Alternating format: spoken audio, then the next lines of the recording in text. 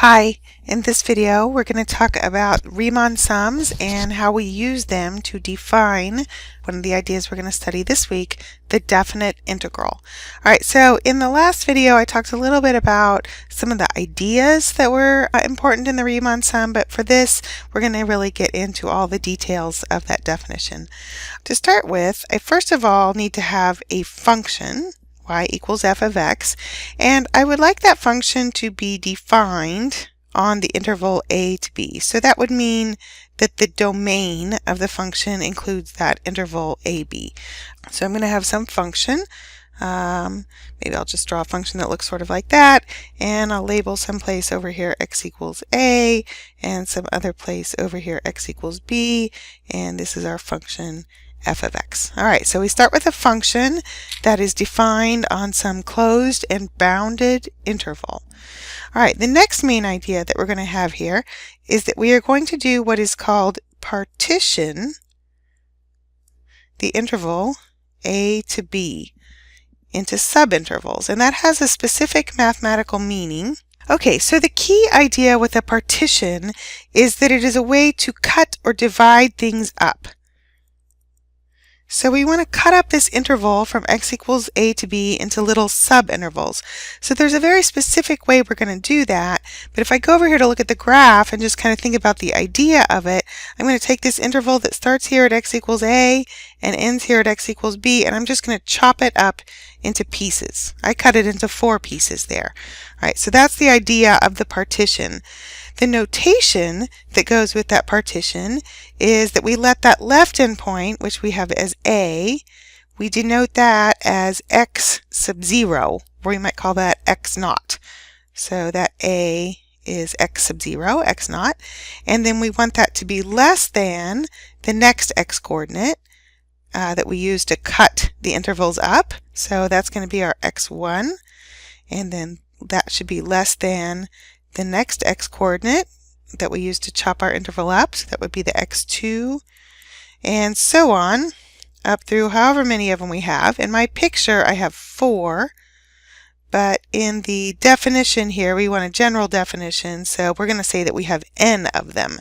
So all those are going to be less than up to xn, n of them. In my picture here n is 4.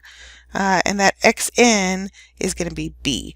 So I basically just picked some x values that are the cut points where I cut this interval up into pieces here. So I've defined this partition. The word partition really is used in 2 different ways here.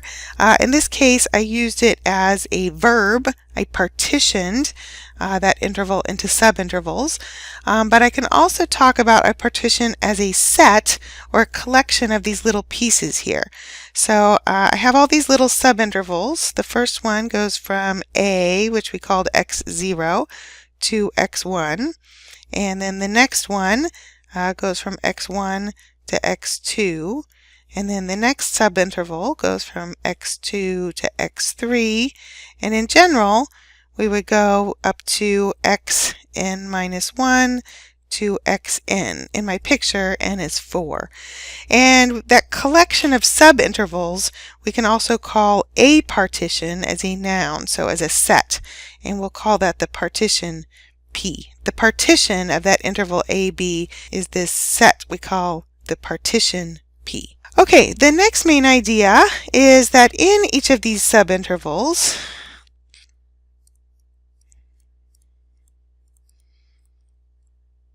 we're going to choose a point. And when we looked at the last video, we talked about that we might use a left point or a right endpoint or a midpoint or some random point in there. We're going to just say, in general, we're just going to choose a point. And that's going to be an x coordinate. But I don't want to call it x because I used x's to denote the cut points, the end points of each of those intervals. So I'm going to call each of these new points that I'm choosing here c's. And I'm going to give them little subscripts, c sub k, where k starts at 1 and goes up to n. So in my picture here, I'm going to have an c sub 1. So c sub 1, I'll just pick a point right there. And then another x coordinate somewhere in that next interval. It can be on the end here. So C sub 2, my C3 is in the next interval, and then a C4 in my fourth interval here. So my picture I have 4, but in the definition we're talking about having n points in each of these subintervals. All right, when we talked last time, the reason we chose those points was so that we can use them to get a height of a rectangle. So we're going to evaluate the function, our function f, at each of those c sub k's. So I'll have f of c1, f of c2, and so on, up through f of cn. Okay, and so if I think about that on my graph, I'm not going to do all of them here because it's just a little bit too much, but on my graph here I'm just going to pick at the C3, and if I think about the function output of that point, that would give me the y coordinate of that point. So that would be the y value f of C3 that I just put there on the curve would be the y coordinate. Okay, so the whole point of doing that was that we wanted to build these rectangles. So we need a couple of other pieces of notation. My f of c is going to give a height of a rectangle. I need some notation to denote a width of each rectangle. So we're going to let delta x sub k, and that's going to denote the width of the kth subinterval. So the subintervals end with the x subscript. The first subinterval ends with x1, the second subinterval ends with x2, so that would end with x sub k, and the beginning x-coordinate of that kth subinterval would be x sub k minus 1, and k would go from 1 up to n. Alright, so that delta x denotes the width of each subinterval, and you might notice here on my picture that I drew them so that they have unequal width here. So I'm just going to label this first one though. That width, that distance between those two x-coordinates for that first subinterval would be my delta x sub 1. And then on my picture that's going to be different than the delta x2, which is a little bit bigger than the width of my first subinterval. Okay, our goal then was to be able to use that, so we have widths and then we have heights given by function outputs to form products that would represent areas of rectangles. So we're going to form some products. We're going to take the y coordinate of each of those points, so f of c sub k, and that's going to be times the width of each subinterval, delta x sub k. So all I've done here is taken a height or a y coordinate times a width. Okay, you might have noticed that I put height in quotes there. For the pictures we looked at last time, and for the first little subinterval that I have here, that c sub 1, if I look at f of c sub 1, that'll be a positive value, and that will actually give me a height of a rectangle, an actual height of a rectangle. So that y coordinate there would be f of c1. But on the rest of them here, the way I drew this picture, those y coordinates would actually be negative. And so when I think about those, this is actually a signed height. This y coordinate here could be negative. So I do have to be careful a little bit with the language I use here to think about what this product represents. When we talked last time, we were looking at areas of rectangles. And so for the first one here, that's really what I have. A height times a width gives me an area of a kth rectangle. So that picture that I drew is actually an area of the first rectangle. I do have to be a little careful here though, because area technically cannot be negative. And on the parts of my picture here where I have y coordinates that would be negative, my y coordinate would be negative times a width that's positive, and for that one that I just drew there, f of c4 times my delta x4 on this picture here is negative, because the function output, the y coordinate, is negative at that point. Okay, so it's not technically exactly area. That would be true if the function outputs are positive or 0, but if the function outputs or y coordinates are negative, technically this is really a signed area, where it could be negative if the function outputs are negative. signed area of the kth rectangle. Okay, then the main idea is that we were looking to really represent an area of a region. We're going to have to be a little careful to think about this as a signed area, but I have area of one rectangle, and then the goal is that we want to add all those up, add up all those products so that we can get a sum. So we're going to form this sum. So we talked about this symbol last time, this sigma notation, which says find the sum of all of those products that we had there, the function output times the width. So I'm adding up all those signed areas of all those rectangles, and I'm going to do that from the first rectangle, k equals 1, through the nth rectangle. This that I have right here, this sum that I have right here is called a Riemann sum, named after a guy whose last name was Riemann. This is the Riemann sum of the function f of x on the interval ab. And that's the general definition of the Riemann sum. And so when I was drawing those pictures in the last video where we were looking at a few rectangles, and I was talking about narrower rectangles and more rectangles, we now need to do that and think about how that would actually give us the exact signed area that we were after here. Okay, so we have a few more details to talk about with that. Alright, so in the last video we talked about that we would like to use more rectangles. So we want the number of rectangles, that's our n, to approach infinity, but we also want all the delta x's, all the widths, to approach 0. I want to use narrower and narrower rectangles, and it might be worth paying attention to the fact that you could cut an interval from A to B up into infinitely many pieces just by choosing the infinitely many pieces right here and still have a wide width over here. So I could have infinitely many pieces, the number of chops here could approach infinity, but I could still have a width that maybe all the widths does not approach 0. So it is not necessarily true that n approach infinity will force all the delta xk's to approach 0, all the width to approach 0. But if you go back up and look carefully at how we defined the partition, how we defined this partition, that these all have to be less than each other, if I can force all of these widths to approach 0, if I can force all of these widths of these subintervals to approach 0, that would force me to have to use more and more and more of them to be able to eventually get to that right endpoint at B. So if we handle this correctly, it will be true that if I force all the delta x's to approach 0, that will also force n to approach infinity.